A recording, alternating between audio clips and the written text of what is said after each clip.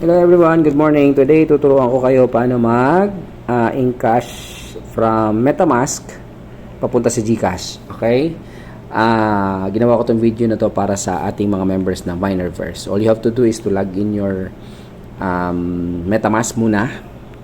Kasi dito sa Minerverse, you will earn 1% daily BUSD sa ating platform. So, ngayon ang question is paano mo siya i-encash?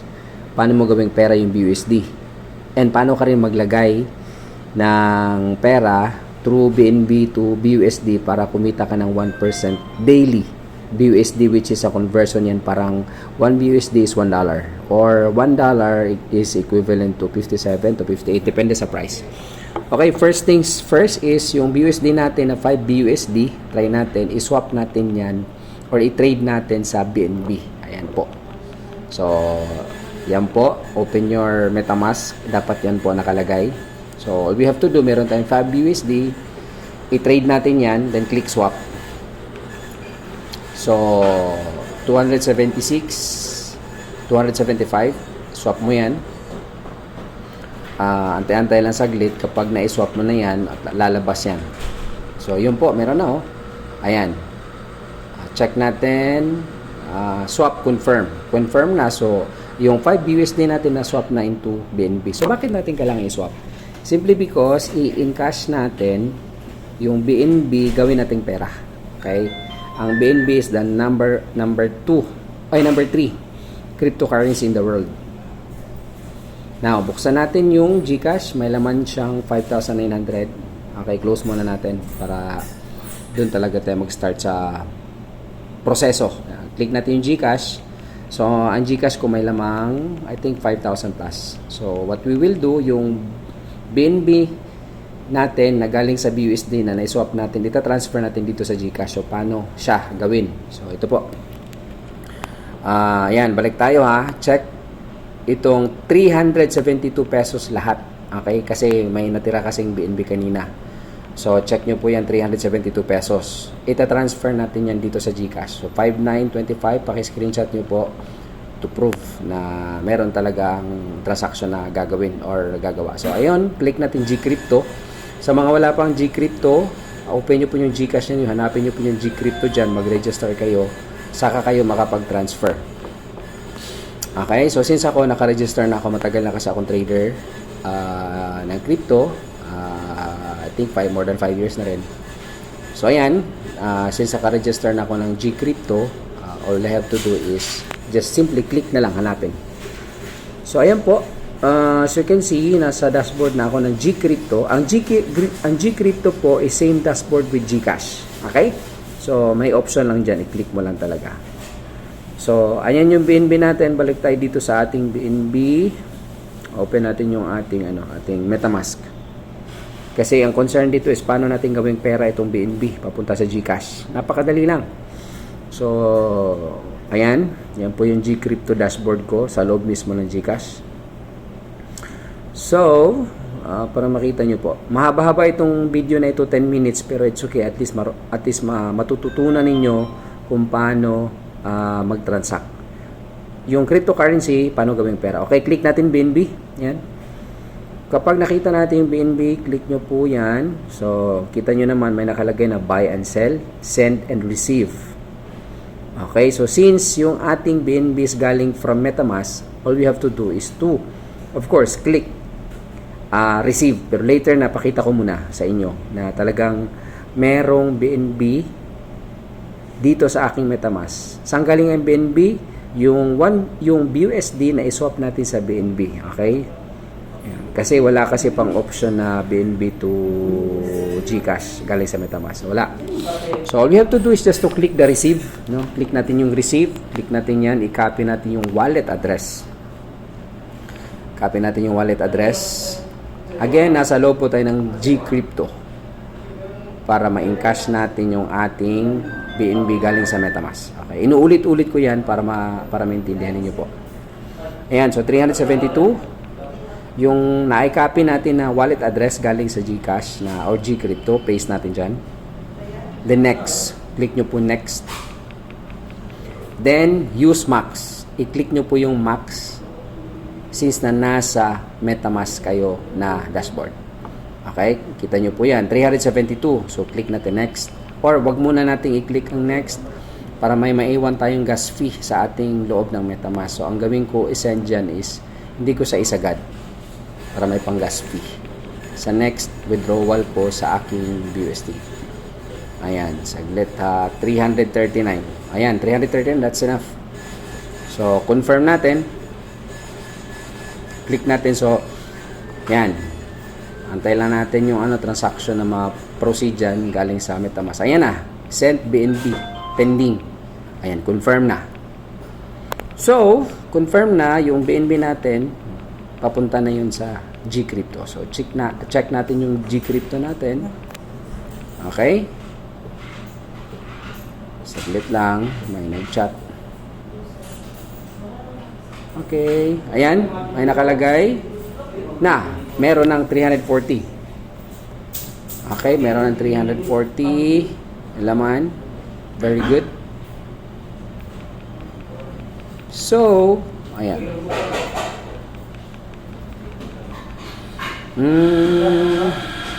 Balik tayo doon. 347. So, what we will do, yung natanggap natin na BNB galing doon sa platform or galing doon sa ating MetaMask.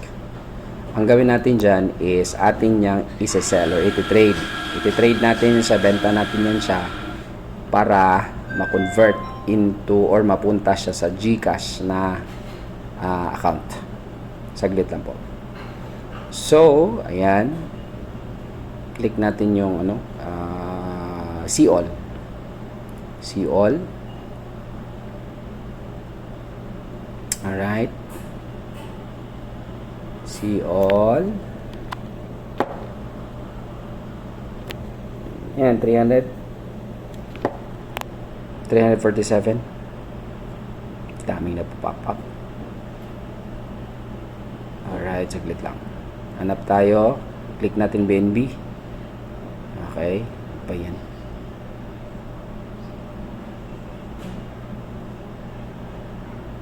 Ayan. So, isi-sell natin. Yung 340 pesos, isi-sell natin yan. 100%. Click nyo po yung 100%. Ayan. 100%. Click nyo po. Sell now. Ano yung isi-sell natin? Yung BNB para maging peso. Okay? So, yun. Your sell order is successful. So, good news. Yung ating BNB nag-convert na natin ng pera. And for sure, nasa dashboard na yun. Okay? Nasa dashboard tayo ng Gcrypto. Dinandahan ko lang talaga ito pag-record. Kasi kailangan para yung mga lahat ng mga friends natin, audiences natin na tawag ito, na mga friends natin. Para sila rin marunong. So, at this time, wala pa dyan sa dashboard kasi hindi pa natin i-transfer. So, all we have to do is transfer natin yung BNB na first natin is binenta natin kasi nasa dashboard kasi yun eh. Dashboard ng Gcrypto. So, what we will do is i-transfer na natin yung BNB natin doon sa dashboard mismo ng GCash. Huwag lang po kayong malito. Ganun talaga, dahan-dahan lang matututunan nyo itong platform na ito or paano mag-trade ng crypto. Pinakamadali mapunta sa GCash para pwede mong gawin pera.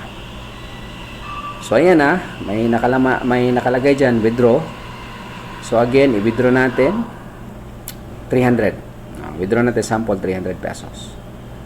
Withdraw natin 300. Continue. Alright.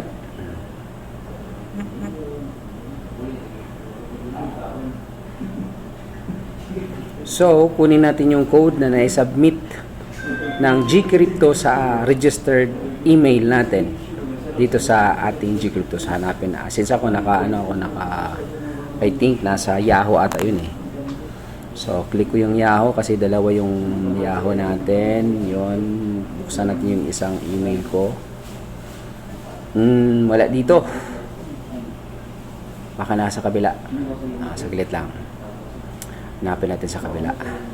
Sa kabilang email. Alright. So, ayun. Dahan-dahan lang. Okay. Yun, nandito pala sa isang email ko. Gcrypto. Kita nyo po yan. Copy nyo po yan. Yung tawag nito, code. Then i-paste doon sa withdrawal ng Gcrypto. Diyan i-paste. Okay? Para yung 300 pesos mapunta doon sa dashboard ng GCash. Okay? Sige po. Antay natin. Antay lang. Yun. Success. Back to Gcrypto. Click natin yung Gcrypto. But first of all, i-check muna natin yung dashboard natin sa GCash kung lumabas ba yung 300 pesos na withdrawal. Okay, wala na. 39 pesos na lang balance. Meaning na 300 pesos na transfer na yun. So, check natin. I-check natin. Dahan lang. Huwag lang mainit. Ayun! Pasok. From 5962 na. So, check natin sa transaction kung nandito ba talaga. Ayun. Gcrypto withdrawal or withdraw. 300 pesos. Alright. So, napakadali. Yung ating BUSD is swap into BNB. Then, yung BNB galing sa MetaMask, i-transfer natin sa GCash. Then, yun, pera na. Ano lang po kadali. So, check natin ulit dito sa ating MetaMask. Kung matagal siya, i-close nyo na lang. Tapos, buksan nyo ulit. Kasi ganun talaga. Minsan, nag-hang. Or minsan, mahina internet. Kailangan i-reset. Okay, katulad yan. Medyo matagal. So, close nyo na lang yan. Tapos, buksan nyo ulit yung MetaMask niyo. Bakit natin kailangan buksan? To check kung meron ba talagang transaction na nangyayari. Kasi ang MetaMask po it is a decentralized wallet. Okay? Wallet ito na napaka safe when it comes to crypto transaction. Okay, ayan. So, BNB na i-transfer na, 32 pesos kasi hindi natin na i-full kanina. So, goods na. Very good. So, yung BNB natin from MetaMask, ayan na po. May transaction, swap confirm, saglit lang. Sana yan? Andyan yung kanina. Baka naghang lang. Alright, so ngayon, balik tayo sa GCash. Check natin. Yan. So, again, yung yung BUSD, na-swap natin sa BNB. Yung BNB, transfer natin sa MetaMask, pera na. Okay, so yan po. So if you want to earn 1% daily sa platform ng Minerverse, PM nyo po yung nag-send ng video na ito. And then kung ang minimum po is 100 BUSD or more than, kung kaya nyo po. Basta the good thing is, and every month you can earn 30% monthly of your investment na BUSD. Thank you, and thank you sa Minerverse. Maraming salamat. Bye-bye.